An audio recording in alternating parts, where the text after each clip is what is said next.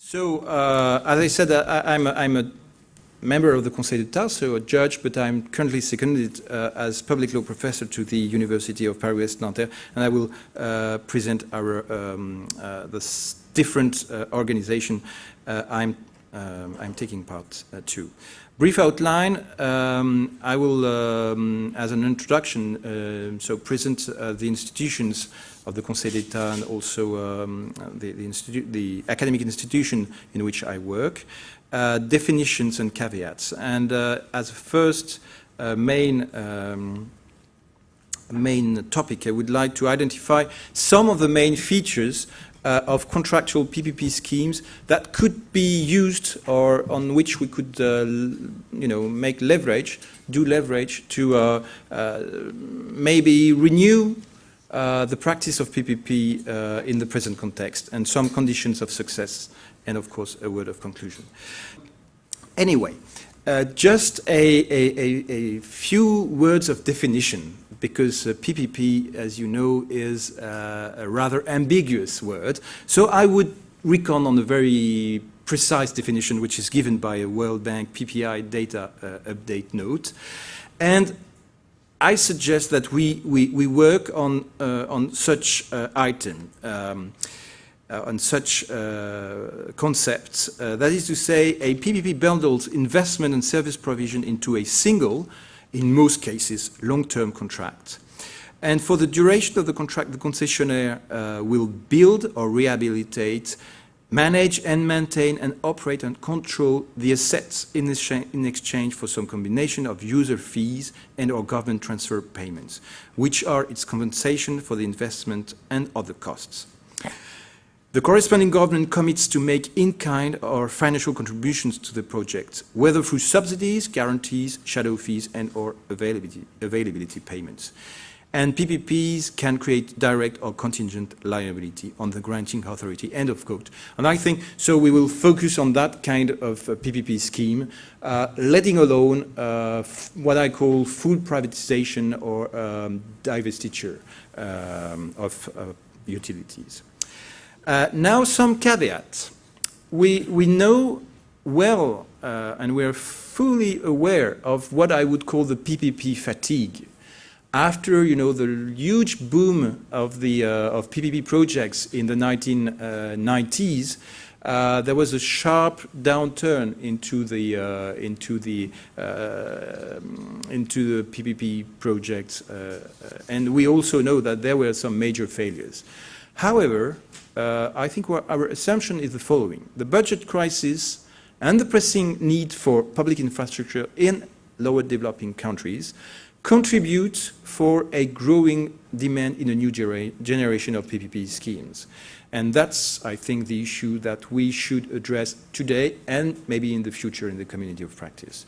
So the current stakes are, from my point of view, to take stock of the past difficulties and to find answers to the growing demand for private participation in infrastructure, or PPPs. And also to find how operational patterns and best practices from the experience of some OECD countries may be, I would say, customized for the need of LDCs. Just a few words, so now on the main feature that I would like to identify and I would like to stress on PPP schemes. First of all, there is a wide scope of services and of public agencies that can be involved, and in terms of public agencies at the central level, at the central government level, as well as local government, and I guess our two colleagues will introduce very deeply this issue. In terms of sectors, here you have some statistics from the French experience. On the bottom, you can see that in water, more than 70% of water users are served by private operators. In waste, it's 75%. In energy, the statistics are a little bit old, but I thought that it was, the graphs were good, so I put it on my presentation. Currently, I think there are more than 6% of a private operator in the energy sector. In transport, about 15 to 20% are private operators, and in parking lots, 56% of operations is private. In France, PPP's share accounts for 5% of GDP, around 150 billion US dollar. Most of the PPP in France take the form of what we call delegated contracts. That means that around 15,000 contracts a year are signed or renewed or enforced. And the 10 biggest groups in France, leading also to the international, produce annually around 500 billion US dollars of value and create 2 million jobs all around the world. And from 1990 to 2010, French operators have participated at the international level in 239 projects generating more than $120 billion of revenue, according to a World Bank PPI note. Now, if you take another example, in Spain, water provision in Spain, drinking water and wastewater collection are a municipal responsibility.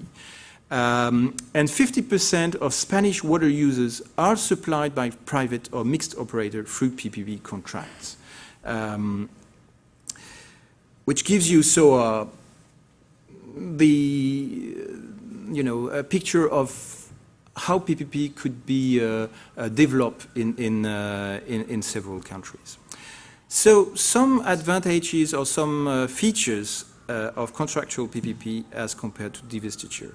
First of all, there is the advantages of a contract as compared to privatization per se. It's securing assets ownership in favor of the public agencies.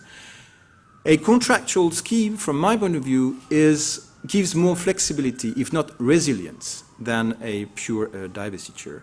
And it's more easily, I would say, subject to arbitration and or to court adjudication, meaning that there are means of solving or resolving disputes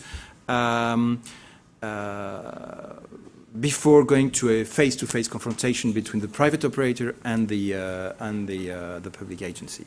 And moreover, it's a decentralized scheme with a public supervision and ownership. The PPP schemes also bring the advantage of a global contract. Here, I try to formalize, maybe with a lot of simplification and to a certain extent caricature, the two main, I would say, family of contracts, the civil law concession contract and the more common law PFI, for a private financial initiative contract, which had been used in the UK. The main feature of the civil law contract, of the concession contract, is that it's a multi-purpose contract. In one concession contract, you have the investment, the tariff setting formula, the real property issues dealt with, and of course the service provision and so forth. Whereas in the common law approach, you have a sort of contractual matrix with several contracts. Both systems have its advantages and drawbacks. Of course, on the civil law side, it's easier to monitor to a certain extent, and it's quicker to negotiate. On the other hand, on the PFI scheme, it's each contract will allocate responsibility to each participant to the project, which has some advantages. Another word on the overall framework of public law. In France, there is no concession act, but we, of course, are within the legal framework of the EU directives, but we have also some legislative statutes. And the whole legal framework is based on the century-old case law of the Conseil d'État. In other countries, such as Italy and Spain, for instance, you have concession acts and more written legal instruments. The fact to be within the framework of public law ensures equal access for the users, to the extent that the enforcement of public law and the public service doctrine leads to the enforcement of the equality principle, at least non-discrimination principle, which brings some solidarity between consumers and which also gives grounds to social ties and social rights. PPP is also a tool for a better management of public utilities because it is more transparent to the extent that costs are easily identified within the contract framework.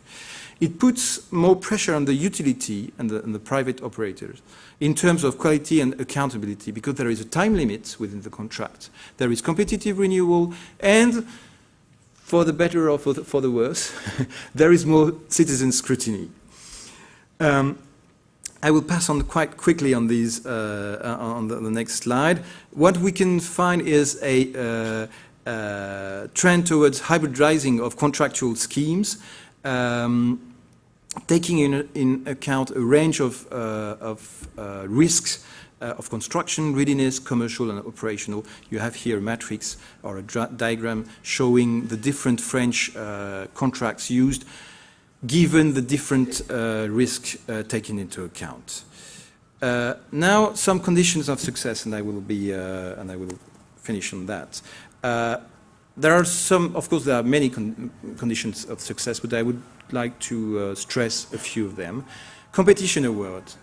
First, the experience of EU and French law is that the, I would say, the procedures for competition award are evolving and giving more, maybe more, some more flexibility. And I would, and I wanted to stress the procedure which is called the competitive dialogue in the EU directive. Anyway. The public officials should be cautious not to be what I call deal addicted. That is to say, whenever a public official is stressing that he wants the deal to be done at that time, etc., etc., it's a way of putting himself into the hand of his counterpart. So it's more a political and I would say, a political, sociological issue than a legal issue, actually. Another thing is the strong public commitment and supervision, and there are several approaches, either centralized or decentralized at the operational level or at the regulatory, or for the regulatory task. But whatever it is, there is a need for capacity at the official official agency, at the public agency level, which means capacity building and training. Another thing which we can see in the last, I would say in the last decade, is the growing need for a balance between financial sustainability for the operator and social inclusion. And there are many schemes which had been developed in the last decade in order to share the burden of poverty between the operator and the public agency. In France, we have initiated what we call social charter, including reduced social services. There are social tariffs with compensation for the operator. There are also the scheme of progressive tariff or even subsidies from the public agency to the poor consumers. Anyway, and as a conclusion, I would like to stress that there is not one model, but rather different philosophies and experiences. And in this respect, I would like to introduce two specific case studies and analysis. The first one is the Sénégalaise des Eaux, and which Mr. Dia will illustrate, in a difficult sector, in water and sanitation, because water is considered as a difficult sector for bringing private investment, and a fragile country, Senegal. And Colombia, Mrs. Giraldo will introduce how local decentralization can be combined with strong and efficient national supervision. Thank you.